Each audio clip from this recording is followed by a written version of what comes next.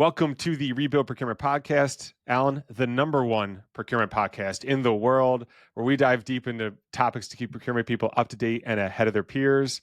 On today's episode, Alan, there's a lot of layoffs happening, a lot of news around the world, in the US. We're going to go through the importance of network and information to further folks' career, and everyone should wait till the back end. The top tips to use to get yourself a new role at a great company. Subscribe on YouTube, whether or not you like this, wherever you are, whichever platform. You can do it now. 5 stars helps.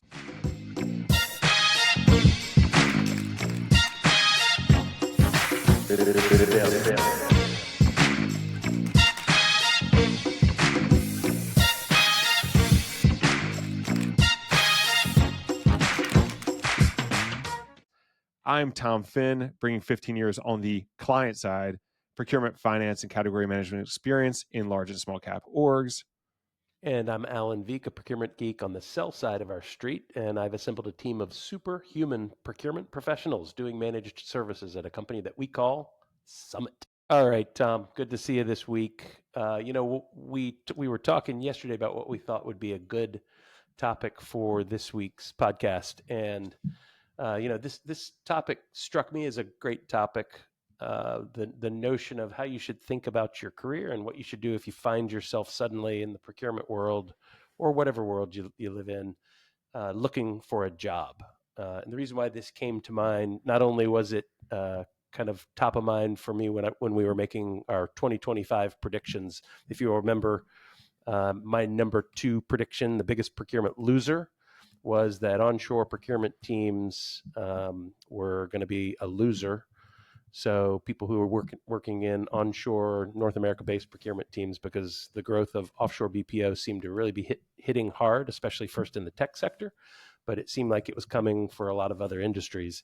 And that was based upon a lot of discussions internally with my network, where seemingly I was hearing about a bunch of old colleagues, old friends, who in their 40s, 50s, 60s were all of a sudden starting to find, hey, that team that you'd been a member of for the last 10 years wasn't so interested in keeping you on.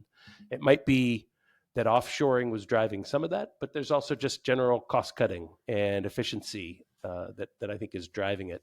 And I would say now that we're kind of approaching end of Q1 here in 2025, I only see it more.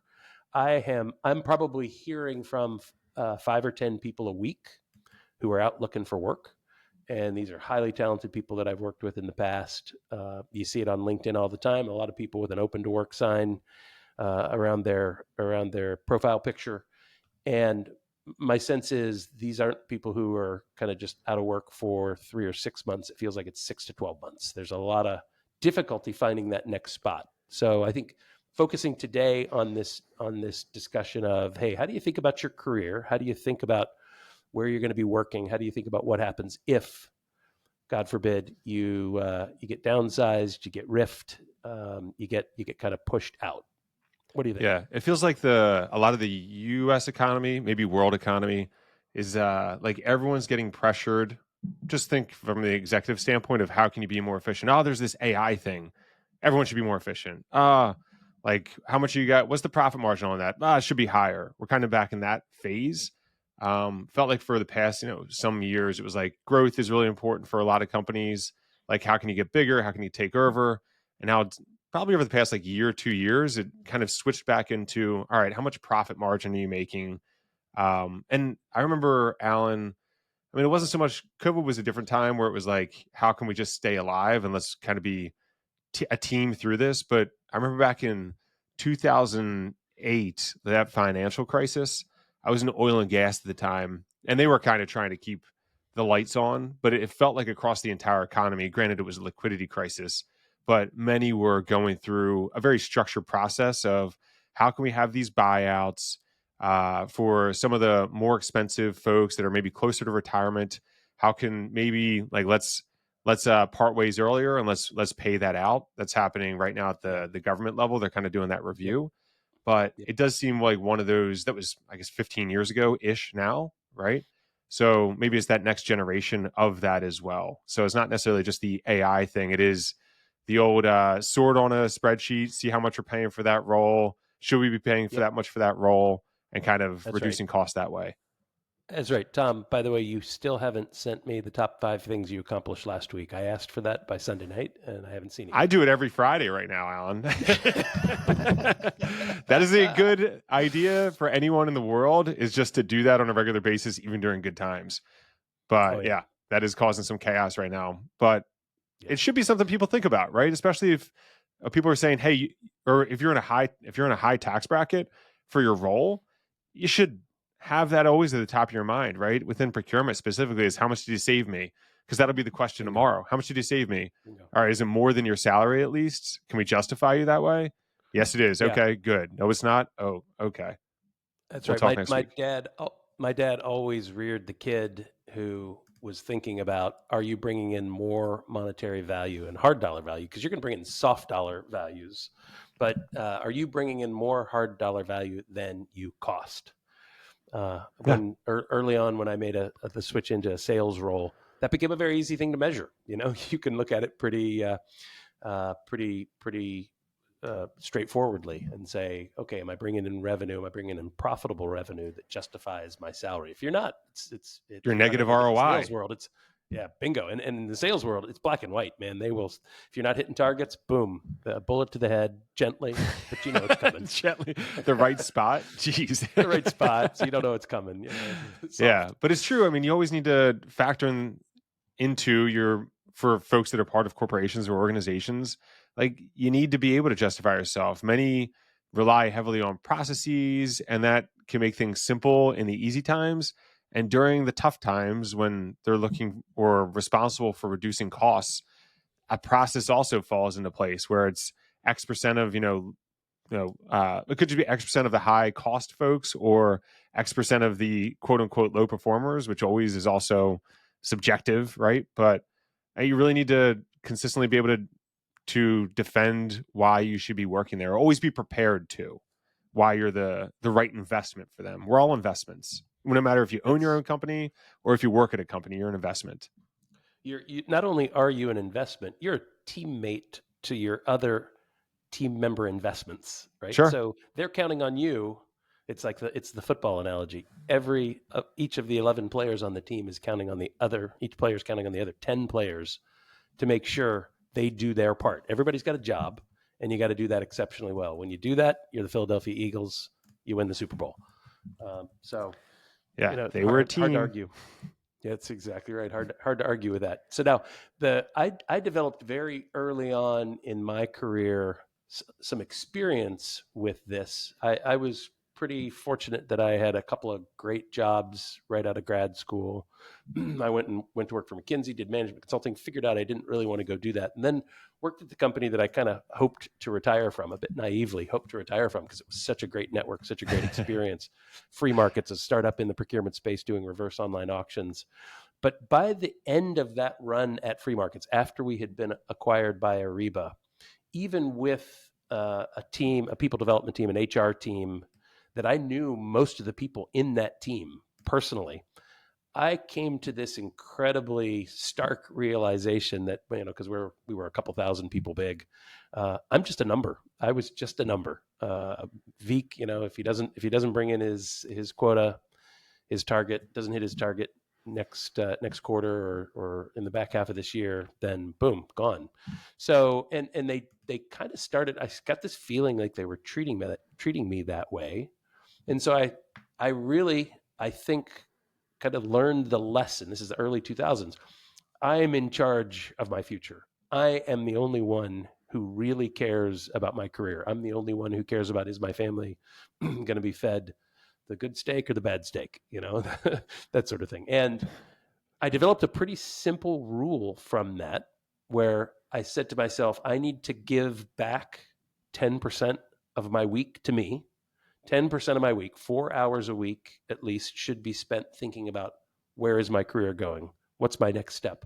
What's my plan B if something happens?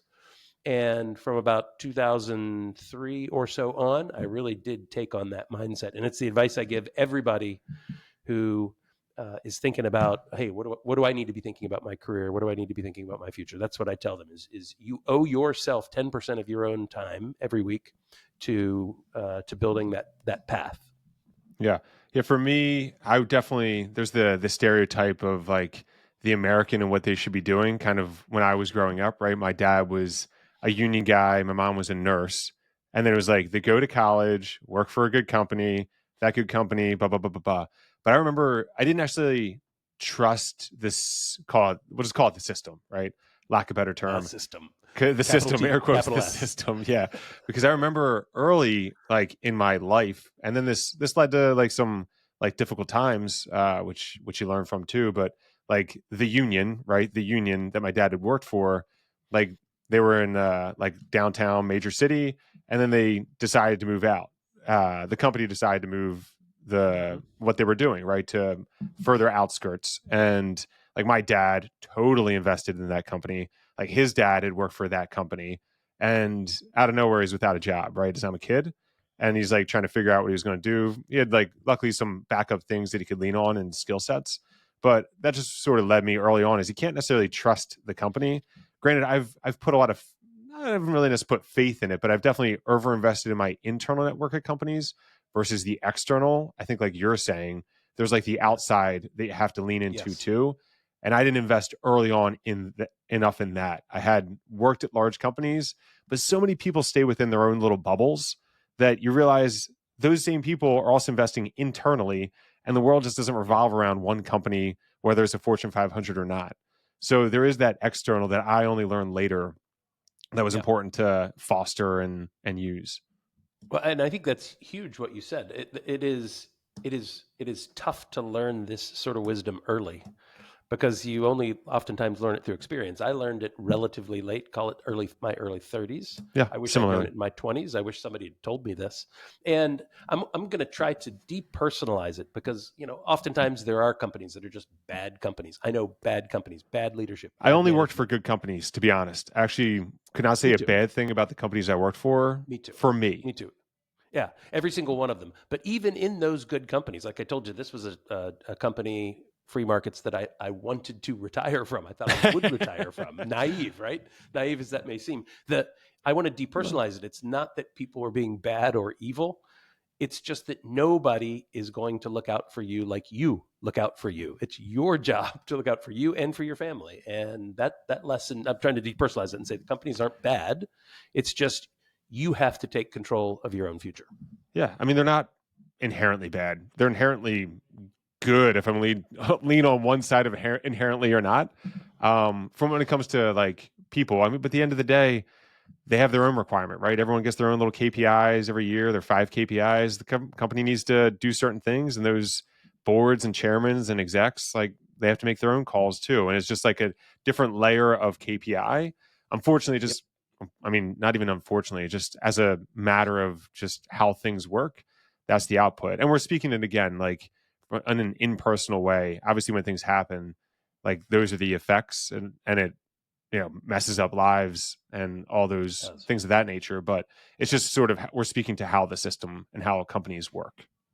Yeah, that's exactly right. So maybe now let me put some meat on the bone of okay, you've now mentally made up your mind that you're going to spend 4 hours investing in your career each week yourself. What does that look like? This now I'll go back And and this is tag while last. employed, right, Alan? Oh yeah, this is If folks are out on the completely street, wild. it's you're doing 80. Yeah, it's a full-time job when you're looking for a job. But yes, this is what you can do to prep for that time and be prepared. Be a little bit of the Boy Scout.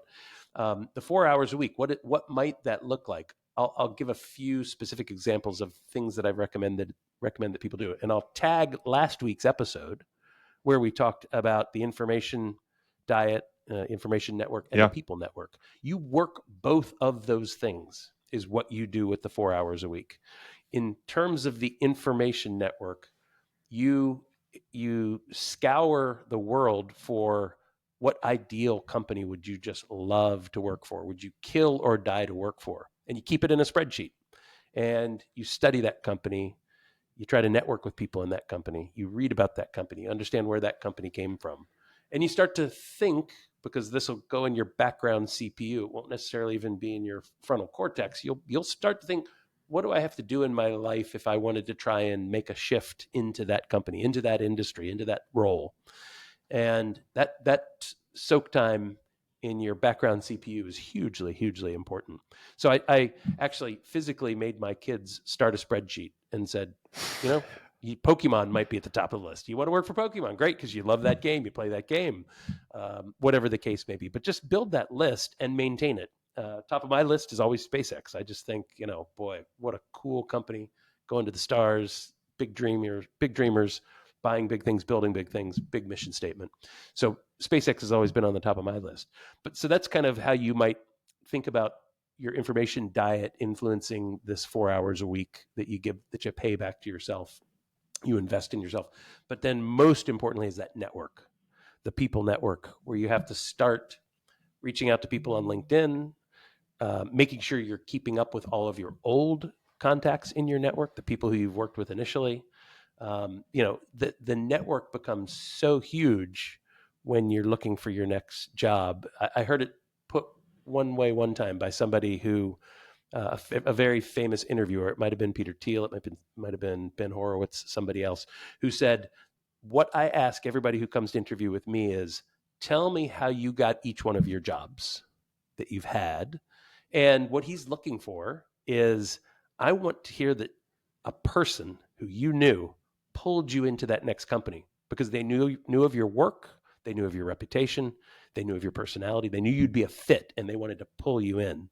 And luckily for me, when I read that, I sat down and looked at my resume and I went, well, hot damn, would you look at that? I got pulled into every place, almost every place that I went to work, except for the first job, So it's important, right? You want your network to be pulling you and be there for you when you need them. Yeah. It's interesting. I actually haven't heard that before, but the only ones that I didn't have that happen to, and I've worked for, I don't know, 5, 6 companies, was the first one, which I just Bingo. forced my way into. And Bingo. when I changed industries, completely changed industries, I did it in a very forceful but prepared manner. Yep. So one thing for me, I kind of moved into like where I wanted to be. So, but it was more of a sector was really what I was looking for. I had worked in manufacturing for my whole career, so call it just under 15 years. And then I was like, I really want to be in tech. But I made that decision 10 years in, 8 years in. I was like, I'm moving industries, and like just to like throw out examples of like what I would listen to move into tech. Like This Week in Startups was one. Like now Jason Amen. Calacanis runs All In, but I listened to that and knew all about the tech scene before I ever needed to know about it. But when I was on interviews, like I could relate to everybody. Like I knew the backgrounds of all the companies that anybody would have worked at, right? The Googles, the Facebooks. I knew the stories. I knew everything. I knew it as if I was to live in Silicon Valley. That's how much I knew, and I probably knew more than a lot of folks. So, but that was Yeah. information diet early on. Information diet, and you allowed your head the time to come around to fully understanding that new industry and start to think about, how am I going to merge into that? Because it takes time. I mean, this is the old quote that we even quoted last week, I believe, which is, when is the best time to plant a tree? 20 years ago is the great punchline. But failing the fact that you didn't plant that tree 20 years ago, today is the best day to plant that tree. So if you're sitting here listening to this and you're like, holy crap, I could be exposed, I might have some career risk in the coming years, the best time to start building that information diet and that people network right now, immediately. Yeah, it's always best to do asks and like to have the conversations when you're employed. That's like number one best time. And not even from a application standpoint, but like like I said, my external network, I probably could lean in pretty easily to it. I just haven't leaned in like I will over the next 9 months.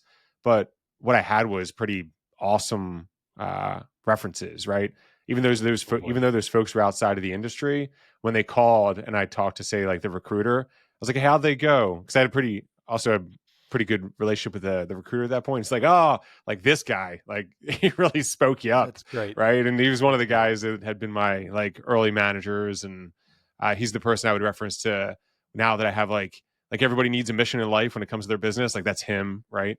Like a West Virginian type attitude. So, but he's like one of the guys that I just knew I could count on. I had a conversation with him long. He told me before, he's like, hey, Tom, Like, if you ever need anything, and of course I remember, and you just chat Yeah. about that when need time's right. But Yep. yeah, Yep. but those networks helped me because then I had killer references too. That's right. And we talked about some sneaky ways, secret ways, no secrets, of course, because we're talking about it here. But if you put people's birthdays on your calendar and use that annual touch point to reconnect, that becomes a way that you remember people and you reconnect with people and you keep that network alive. Annually is a pretty good cadence. It's not too much. It's probably too little, if anything. But yeah, that's one little secret way that you can keep that network alive. Yeah, like the Then when can I have touch points? when can I have touch points? Yeah, and you're always going to be busy. There's always going to be reasons why you miss a touch point, but don't just get back up on the horse. Just do it as often as you can. Prioritize it because this is going to be hugely important for the rest of your career, the rest of your life, not just professional, personal. Yeah, Um, Alan, put you on the spot yeah. a little bit. The Yep. like if you're to reach out to somebody that you haven't talked to in a while and it's not their birthday, right? Hmm. Just say I have like buddies. I know they're doing decently from college, Yeah. whatever.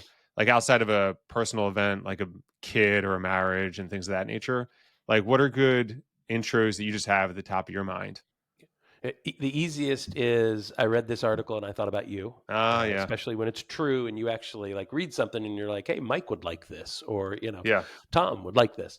That's certainly one. The other one, I mean, everybody just loves to be remembered. So why don't you just say, hey, I was thinking about you today, don't know why, or had a dream about you last week. Like I've Hmm. had some people have told me that you strangely appeared in my dream last week. It was a goofy dream. I'm not going to tell you what it was, but I thought I'd reach out and see how you're doing.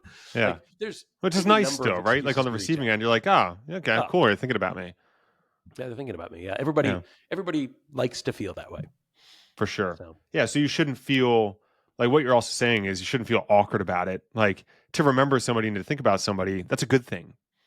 yes, Yeah. yes, and you will find that some people are not networkers. I have some people in my network who, gosh, I really wish we were still connected. Through no fault of my own, I'm reaching out to them all the time, and they just don't get back. They are kind of what focused in whatever they're focused on in that moment and can't pull themselves away, but it's their loss. It's not your loss. Trust me. You keep reaching out to them, keep trying, but don't be that person who doesn't believe in the network. I know so many people who did not or still don't believe in the network, but boy, as soon as they are looking for a job, guess who's calling you every day?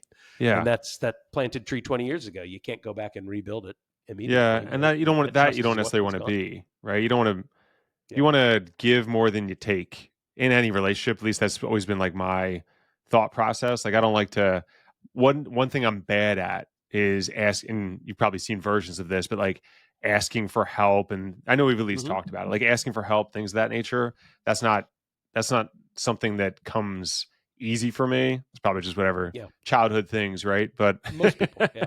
that roll through Unless you're a life, taker, huh? unless you're a world class taker, that's not something that comes naturally. I've known you long enough, Tom. I think you're a giver by inclination, but you're a smart person who's learned that the best way to be is be a matcher. So Mm, you give things and you'd like to be the first to give things, but then you can ask, right? You can take things, then you can ask for things. That's defined as a matcher, somebody who doesn't just give and certainly does not just take, but can do both in the right proportions. yeah, I think of personally, I've gotten better over the past probably like 3 4 years, but there's just learned experiences and like why it matters. You got to make Oh yeah. yourself heard. Oh yeah. So then Alan, I guess on for the folks out there, because all we're reading right now, right? No one, I think the only one I saw that's like building anything is probably like Apple and Houston, but even Apple I think is laying folks off like separately, more quietly, Sure. but like the Starbucks, the Metas, the Googles, all like manufacturing companies, they're all going through layoffs right now, right? So like Hmm. for folks in that situation, like what are your thoughts on the relationship side of things? Like now somebody we were talking through somebody that has a role and now going into folks that are, subject of the doge or whatever it may be. Yeah. Yeah. So I think if you're kind of forced out onto the street and you got to be looking quickly, you need to get to interviewing absolutely as quickly as you can. The way I think about interviews is it's like the famous first pancake. You always throw away the first pancake because the pan's not seasoned, the butter's not just right, Yeah. whatever you always I've never throw thrown out away the the first first pancake. pancake, Alan. Okay, you eat it, but you don't give Always it eat to your it. guest. Yeah, You don't fair give it enough. to your That's guest fair. because you're like, that's one ugly looking pancake. That's But just a it's the personal same with pancake, that one. that's exactly right. It's great. So, but the first 5 interviews that you do are probably all going to suck. They're just going to suck because you know your story, but you haven't honed your story, and you'll get asked a question you weren't expecting, and you'll fumble through it, and then you'll come out and you'll go, why did I say that? That made me sound weak. I didn't have my best example ready, and it usually takes, I think, between 3 and 5 interviews for you just to stink it up and then learn, and then you're back on the interview horse, and then you're back practiced. So I think always take those early interviews, because the other thing people say is, well, I never really would want to work for that company. The answer is, okay, fine, then don't go work for that company, but at least take the interview. You could tell them no if they want to pass you to the next interview and you're not interested. You have the power of the pen there. But I think this interviewing notion is so important. I've always viewed it, actually, that's one that I've been pretty good at from a standpoint of networking. Like, if people want to talk to me, and it's like a reason, right? Some people are like, here's this little whatever role, like, $10 an hour. I'm like, of course I'm declining that. But just to talk to different companies, what they're looking for, it gets you a baseline of salary and all these other things. Yeah. You can really, and you just like, now you have them in your network. Now they're on LinkedIn and they're recruiter at XYZ company. Just it's good to have it there. I've always viewed that as a networking. I've always talked to, if it's like of reason, I usually accept the call. Yeah, that's right. And one of my favorite interviewing stories is I had one of my best friends in the world who went to free markets, and she said, I'd already been interviewing elsewhere. I'd even taken a job elsewhere. She said, no. You've got to come interview at this company. This is we're changing the world. Man, I can't do this. The I've world, already yeah. accepted this. It's auctions. We're going to reverse them. It's procurement. It's procurement. Yeah. So I said, Lynn, that's tough for me to do. All right, you're a good friend. Okay, I'll come interview. And in my mind, I was like, there's not a chance in hell I'm taking a job. I'm just doing this interview for a friend. I wasn't in the free markets lobby for longer than 12 seconds before I said, oh, I'm completely working for this company. Oh, yeah? Yeah, so do they have like a gold medal or something? You're like, I want that. Like, I met in the lobby, in the bookcase. Yeah, well, in the lobby, in the first 12 seconds, I met 3 people who I thought, these are some of the nicest people I've ever seen in my life, and they are moving with purpose. They want to be. They're excited to be here, and so that's an example of where your brain might tell you one thing. Be open to surprise. Be open to the chance that you don't know everything about that business. Yeah, sure. And just don't make assumptions. Don't make assumptions. Have the conversation. Take the interview. Take the interview. Yeah, and also like people get all worked up about I'm not going to want to move. I don't want to do this. Don't want to do that. You don't have the job, so that's not your choice to be even had right now. You're just going to have a conversation with somebody. Yeah, let them figure out you're the right person, and then have the conversation and explain reasons or whatever that may not work, and maybe it'll be a fit, maybe it won't, but you'll be better on the back half of it. That's it. Yeah, 100%. Yeah, on the interview side of stuff, Alan, to the extent that folks get to those, like, you can leverage your network, fine tune your resume. I mean, there's a lot of like different services that can help get through the SEO of resume. I've seen some of the recruiters on like Twitter say like, yeah, what a lot of recruiters do is just do Control F and look for the words, right? So it's always good to match up to the job description. I think that's so highly true. But 2 things that just helped me outside of what you had already talked about, which was like the preparation and understanding the industry, then obviously understanding the company, understanding what they need. But when you're going into the actual conversations, and there's a lot of YouTube videos on this, so we're not going to do it justice. But there's one, I had I practiced this a lot. I guess first thing is like just have your own pitch of yourself, be able to run through quickly 3 minutes, like your background, make the why you moved. If you got pulled, have that, like explain that. Like, I went to this company, then a piece got divested off, and then that went with the director or senior director or VP I worked for, and then they asked that I join. Make sure that those comments are made. But from interview questions themselves, have you heard of the STAR method? Alan, have you ever used this? The STAR method. So No, I'm not. it's I'm not that smart. I don't have any process for my interview. I just go in and yeah, start but talking. nothing better than an acronym, right? Yeah, of course, a thing to remember Yeah. in the So the moment. STAR method, it's situation. So you lay out the situation, the task, right? How you took responsibility, the action that was taken, which is the majority of it, right? So it's like the prepare it, give it some color, the task, what you were, out to do, what you did, the action, and then the result itself. So I would suggest that folks follow that. Go on YouTube; they'll do it much better than I'll do it here. But I'm just going to lay that one out there. Like I did a lot of studying.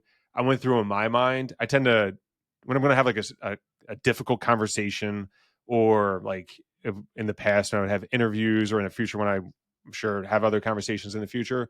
But like you just walk through big heavy hitter situations in your life, right? So okay, so you have 10% savings. Explain that to me, right? Oh, Hmm. well, it was a tough time in the industry. And a lot of our VPs that were getting upset about XYZ, or we had a ramp up in spend, and then we tripled spend. Then I was task. So that was situation. Then the task.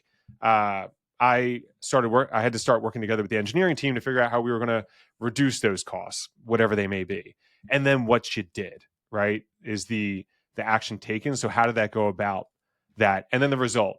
And then, as you see on my resume, that 10% savings, that was X dollars, blah, blah, blah. And it hits much harder than like pipe valves fittings or software and 10%, because whatever markets. Like, no, come on. Yeah, Like, give yeah. yourself the Tell a credit story. and explain it. The Hmm. story. We all love stories. That's just human nature. So Yeah, craft your yeah. stories for your heavy hitter headlines. I love it. It makes me that makes me think of the way that comedians talk about how they build their skits. How they build their Yes, I material. do.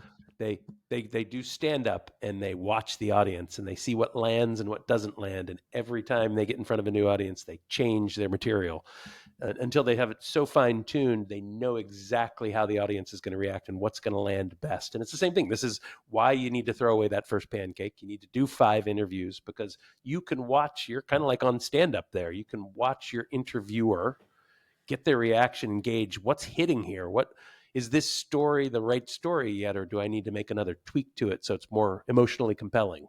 Yeah. And just the building of a story. I'm a big fan of like these different story things, Alan. That's something else that I was talking about. A lot of the information diet was like the just air quotes tech, but also probably for the past like 7 years, if not even probably about 7 years now, story's been a big thing. Because I can't Hmm. just take something and implement it right away. I have to kind of like digest it over time and just like incrementally get better. I can't give 100% to it, but like just incrementally get better, right? If you don't like broccoli, start with a piece, and then eventually you'll be eating broccoli, like things like that. Good. So Yep. that's how it is with story for me. So like the Yep. description, when you pay attention to a good story, a lot of the setup is it makes you feel like you're there. So you really want to put the interviewer like they're there with you, right? Oh, the market, the 2008 financial crisis, oh, COVID, and like things happening on the streets, right? Like you want to make it resonate with the person. Um, the other, and this is an upgraded thing that no one really talks about, is doing a 30, 60, 90-day plan Mm, for your interviewer. So, right on. so being able to, it's very easy to understand what they need from their job description. Once you start reading a bunch, and if you're applying, then you could just understand, generally speaking, what they need. And there's a baseline 30, 60, 90 that you could do based on your history of your applying for a role. And you can come with more specifics. So like any 30, 60, 90-day plan, first 30 is like meeting people, figuring it out. Next 60 is like taking everything on. And the last, that third month, you're improving everything. So Yep. then within that 30, 60, 90, how do you say, like, these are the things you need? I've listened to you. You've been heard. You need these things. And here's how they're going to get delivered. And look after 90 days of me in that role, look, ROI, like totally positive. So you want to present that in that if they hire you, which every company is looking for, if you're looking for somebody, Al, and you're saying, how can I get the ROI on you and how can I be confident? You know what? Here's the plan. and then I'm just going to act on it. Done it my whole career and talk to people. You'll hear that I've done it, but here's a plan specifically for you. Yeah, and that, I mean, think about how huge a differentiator that is. So think about all the people you're competing against. First of all, just as you mentioned, Tom, getting from the big stack of resumes to the smaller stack of resumes, whether it's control find that gets you there or something else. There's so much tied up in how you create a compelling resume that we could talk about here too, but maybe we'll save that for another time. So you get to the small stack of resumes that get you an interview. Think about now how you stack up against everybody else who that interviewer is going to be speaking to and speaking with. And if you had that 30, 60, 90-day plan that you're talking already about action, about things you do, about how you've already thought It's it done. through. It's done. You hire Oh, me. It's gonna be it done in 90 is days. done. And what other kind of are what are talk? Ask that other person. What are they going to do for you in 90 days? Probably Yeah. not prepared to answer. Yeah, I always, when I think of great interview stories, I think about a guy who I worked with at McKinsey, who I love dearly, and he was interviewing for the position of to be a college president. Completely big, huge career shift for him. Meeting with the board of governors of this university, and they said to him, "Troy, what happens if you don't get this job? What's your plan B?" And he looked at them and he said, I thought about it in that moment. I said, there is no plan B. This is the only plan I Yum have. yum. And boom, right? Yeah, That's you're our he guy. got that job that second. Yeah. Yeah, I think that mentality is very important, actually, when it comes, especially if you're looking for a job. Like every company needs to feel wanted too, right? It's all people business when it comes to corporations and business. Like, of course, there's action too, but it's people making the decisions. Like, it's not going to be AI tomorrow making these kind of decisions. They're just going to be little, document processors, but it's still going to be people, and people want to feel important, and you have to make them feel important. When I did actually a few of these, the last one I spent the most time on, I probably put like 4 hours an evening. Right, it was after work. Like I was employed at the time trying to make a switch and to like craft it, put the company's logo and stuff on it. I did it, and I did this more There than you once. go. One that I chose not to go with, they actually asked me to keep it. Like, can I keep Wow. this? I was like, Look at that. sure. Like, yeah, I don't know if this is going to work out. Like, I'm more senior, and that's obviously part of this conversation. But yeah, like all yours. He's like, thanks. I'm like, yeah, man, That's you cool. got it. That's cool. So Yep. I'm sure if I was to reach out to that person and was like, hey, I'm that person that had that 30, 60, 90-day plan for that role, they'd remember me. Yeah. And I was Yeah. touted. It was touted as one of the reasons why I got the role I got into too. Was like that extra effort, and that's what it is. It's extra effort. Yeah. So, I think this is a great, relatively high level discussion about giving some nuts and bolts of things you can do if you find yourself suddenly thrust into that world of the job search. But more importantly, for those of you who feel very secure in your position, love what you're doing, do not underestimate how important this is to start building right now when you're feeling that way. One of my favorite sayings is, if it feels like it's too early, it probably means it's the perfect time. And if it feels like it's the perfect time, it's probably too late. So, if your instinct's like, I'm doing really well in this position, I don't think I need to go out and start thinking about building my information diet, my people network, and thinking about my next stop in my career. If you think it's too early, it's probably perfect time to start right now.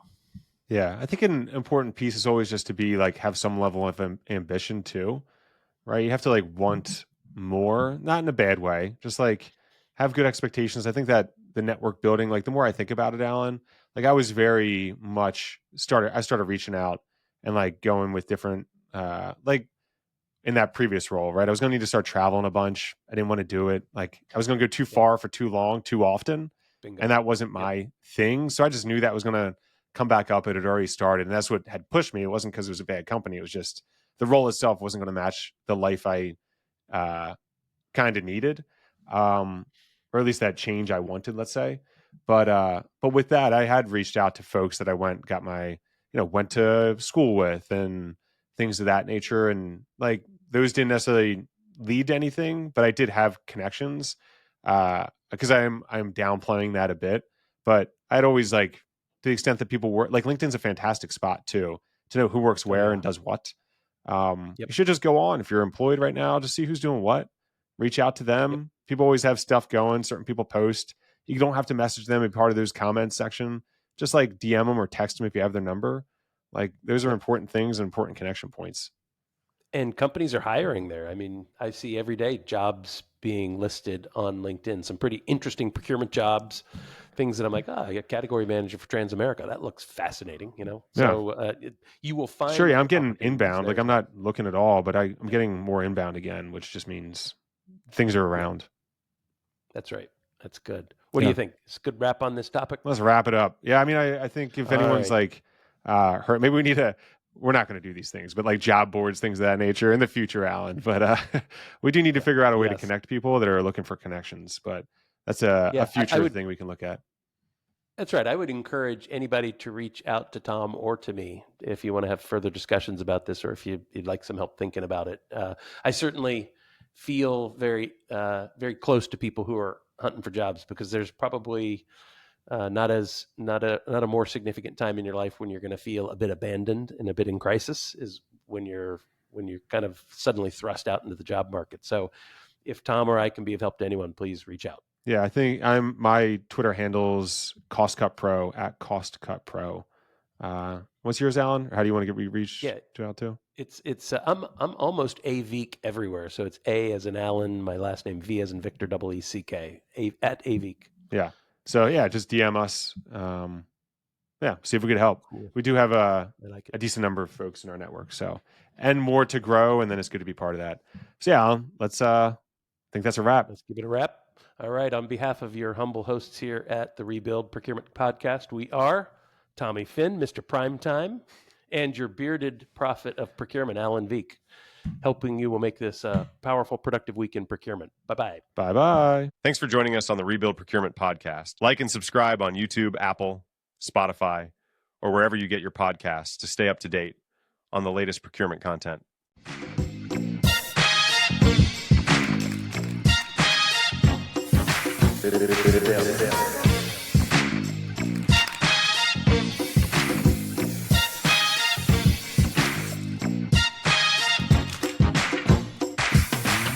Show me, and you won't hear the word rebuild.